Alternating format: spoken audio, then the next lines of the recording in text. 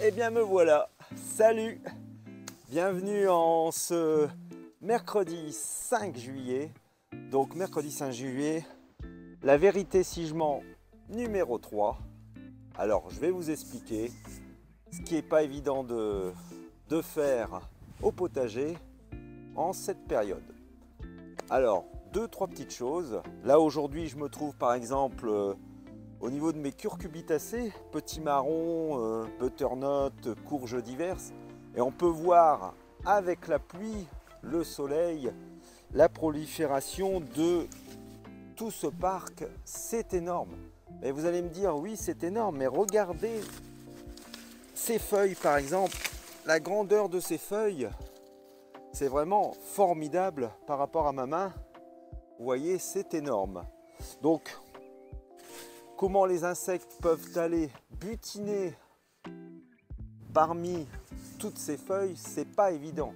Comment moi je peux aller tailler mes curcubitacées? Je vous rappelle que nous avions taillé au début à 2 feuilles, puis 5 feuilles, et aujourd'hui si on veut vraiment avoir des beaux fruits, de gros fruits, il faut arrêter cette coupe. Il faut arrêter la prolifération des différents gourmands et faire grossir le fruit, donc la taille après une feuille, après le fruit, comme on voit dans différentes méthodes.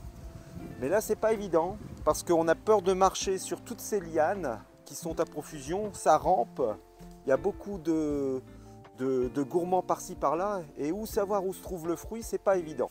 Donc ça, c'était la première chose à voir. On va voir tout de suite ensemble une ou deux autres choses qui ne sont pas évidentes à faire au potager malgré ce qu'on en pense et malgré ce que l'on dit. Donc à tout de suite. Alors de retour pour la suite de la vidéo, et on voit bien ici la profusion du feuillage, c'est énorme. Comme chaque année vous me direz, mais là on est vraiment en avance, et on a eu pas mal de pluie qui a favorisé les pousses rapides des gourmands et le développement des feuilles. Alors là, on voit également des topinambours qui poussent par-ci de là. Mais regardez ici l'exemple même de comment arriver à se frayer un chemin dans tous ces entrelacements. Alors, on ne sait plus où se trouve le début et la fin du pied.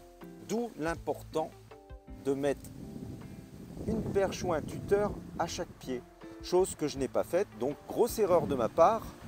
Et même pour les arrosages, c'est important, mais on va s'y retrouver quand même en faisant très attention, mais beaucoup de perte de temps. Donc là on peut voir qu'on a ici un premier curcubitacée, une première courge, et j'ai arrêté une feuille après. Mais pour trouver la suite, c'est pas évident. Donc regardez ici, on a ce grand départ ici, et on n'a toujours pas de fruits, malgré la taille à 5 feuilles. Donc encore une fois, ça ne marche pas forcément. D'où tailler à 2 feuilles puis 5 feuilles, c'est pas évident du tout. Je le rappelle, moi j'arrive à avoir pas mal de curcubitacées, mais d'année en année, on se rend compte que des fois, c'est pas évident de retomber, comme on dit, sur ses pieds et d'avoir systématiquement le résultat. Vous voyez, regardez le nombre de lianes, on voit bien ici, ça démarre de partout et on ne sait vraiment plus où donner de la tête, et surtout qui va faire un fruit, qui ne l'est pas, c'est pas évident. Donc voilà pour les curcubitacées, on va s'y retrouver, vous inquiétez pas, mais ça va prendre pas mal de temps pour intervenir sur l'ensemble du parc. Alors ici on se trouve à l'intérieur de la serre et on peut voir notre jolie culture de cornichons, et on peut admirer le nombre de fleurs qui se trouvent sur ses pieds.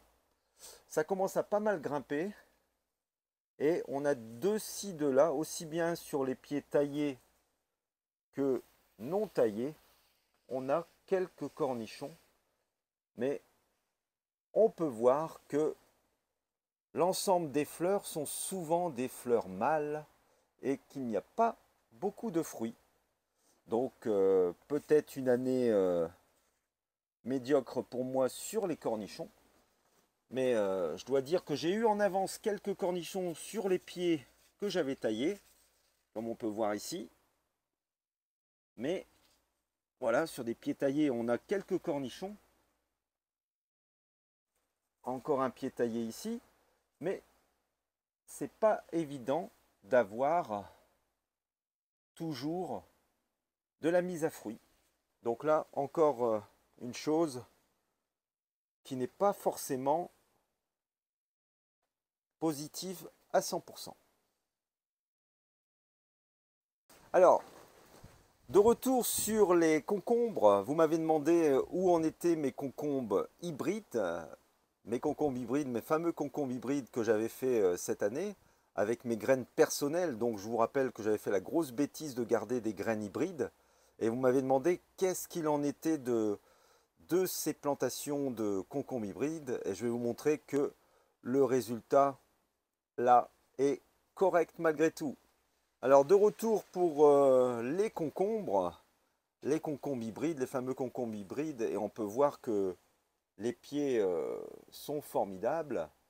On a pas mal de concombres qui poussent à chaque intersection, comme j'avais pu le faire voir dans une autre vidéo. Mais est-ce que les concombres étaient de belle taille? Eh bien, nous allons voir ça tout de suite.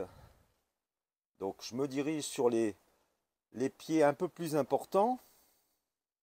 Et voilà. Et on voit bien qu'on a de jolis concombres. Les mêmes que l'année dernière. Il n'y a aucun souci. Sur chaque pied, on a quand même de jolis concombres. Et je dois dire que l'on en a mangé et que pour l'instant, on verra les pieds suivants. Pour l'instant, les concombres sont très bons comme l'année dernière. Donc, doit-on planter des graines sur la récolte précédente sur des hybrides? Aujourd'hui, on n'a pas la source sûre que ça soit 100% négatif. Là, je vois bien, malgré une erreur, je vois bien que les résultats sont quand même positifs sur ce genre de concombre. Maintenant, peut-être que l'année prochaine, la graine va se détériorer et que je n'obtiendrai pas les résultats. Mais pour ma part, je ne continuerai pas. Je ne prendrai pas le risque l'année prochaine de rater mes concombres. Donc, alors, vous rappeliez-vous de mes boutures de vigne que j'avais installées dans la serre? Donc aujourd'hui, on a une bouture qui se situe ici, que j'avais plantée il y a environ, c'est la deuxième année, sa deuxième année, et on peut voir que ça prolifère pas mal. Quant aux pieds que j'ai plantés la même période, on peut voir ici à ce niveau-là, c'est pas mal non plus. On peut voir qu'elle se développe vraiment rapidement et elle monte jusqu'en haut de la serre. C'est une vigne, c'est du raisin blanc, hein. Donc la même vigne que j'ai derrière la maison, à l'arrière de la maison.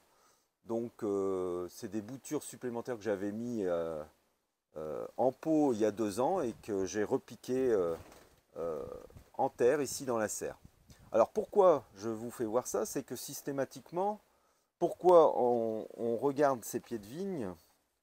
C'est que on m'avait dit au niveau de ta serre, tes boutures, il va falloir au moins 3 ans pour que tu aies du raisin. En effet, on peut voir que nos vignes, nos boutures que l'on avait mis il y a 2 ans, ne donnent toujours pas de raisin. Malgré des tailles, effectivement, ça ne fonctionne pas sur des plants de 2 ans. On peut voir qu'il n'y a aucune grappe de raisin. Et pourtant, malgré ce que l'on dit, malgré ce qu'on en dit, on peut voir qu'on a quand même une grappe ici. Ça sera la seule, je suppose, pour cette année. Mais sur l'autre vigne, on peut voir qu'on a quelques grappes ici qui sont sympas. Sur des vignes de 2 ans, on peut voir qu'on a quand même du raisin. Donc, dire que ça ne fonctionne pas à 100%, on peut voir que la nature est bien faite et qu'on a aujourd'hui des grappes de raisin. Alors comme je dis toujours, la nature est bien faite et franchement, moi je fais énormément confiance à cette nature et on se retrouve des fois dans des situations qui nous dépassent, des choses qui franchement défient tous les livres, tout ce qu'on peut dire. Il y a des fois des choses qui ne s'expliquent pas. Donc j'aime bien mettre en avant toutes ces choses et montrer que des fois il est tout à fait possible d'avoir des surprises au potager. De toute façon, comme je dis toujours, le potager nous réserve toujours d'agréables surprises.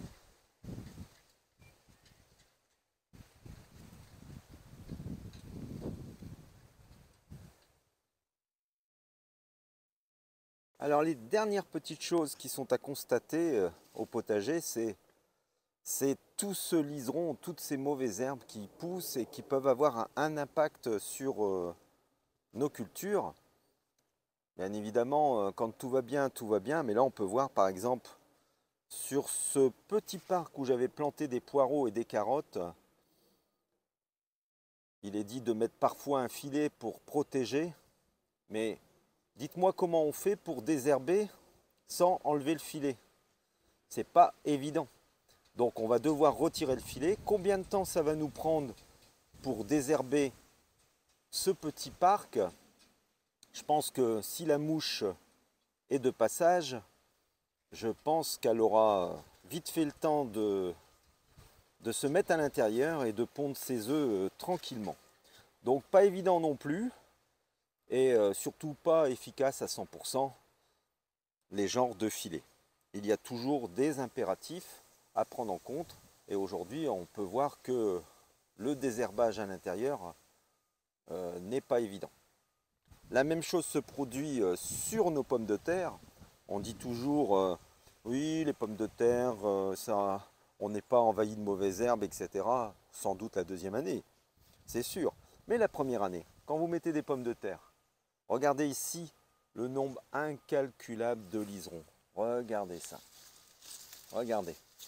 Donc qu'est-ce qui va se passer? Il va se passer que l'humidité, vos pommes de terre ne vont plus respirer. L'humidité va s'y installer et vous aurez vite fait d'avoir le mildiou un peu partout parce que nous avons des pluies. Donc je vais m'amuser aujourd'hui à désherber tout ce coin-là assez rapidement pour laisser respirer l'ensemble du parc.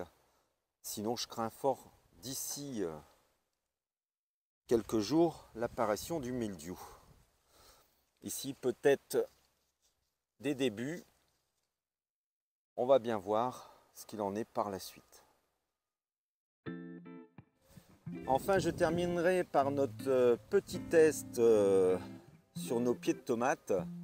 Doit-on enfoncer ou pas nos pieds de tomates? Là, aujourd'hui, j'ai 4 pieds représentatifs et on peut voir que les 4 pieds sont identiques. Elles ont même le même nombre de grappes, pas plus avancées que d'autres. On peut voir que c'est sympa aussi bien d'un côté. De ce côté-ci, les pieds ont été mis à ras du sol. Bon paillage, bon arrosage, taillage également. De la même façon que nos 2 pieds ici, qui étaient mis profondément. Et on peut voir que nos pieds ont la même grosseur pour l'instant, sans aucun problème.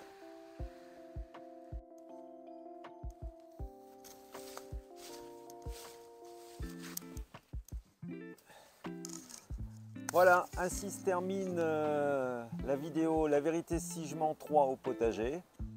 J'espère que ça vous a plu. La pluie se met encore à tomber. On a eu de la pluie toute la nuit et là ça tombe encore. Donc attention au mildiou. Ici dans le nord, ça tombe, ça tombe. Donc comme je le rappelle, la pluie, une bonne forte pluie, c'est pas dangereux, mais quand la pluie dure et répétitive un peu tous les 2-3 jours, ça peut forcément apporter le mildiou au niveau de nos cultures. Donc peut-être un peu de bouillie bordelaise, protégez vos cultures. Au niveau des tomates, des pommes de terre, c'est pas évident. Donc je vous dis à bientôt pour une prochaine vidéo. Bye bye, salut!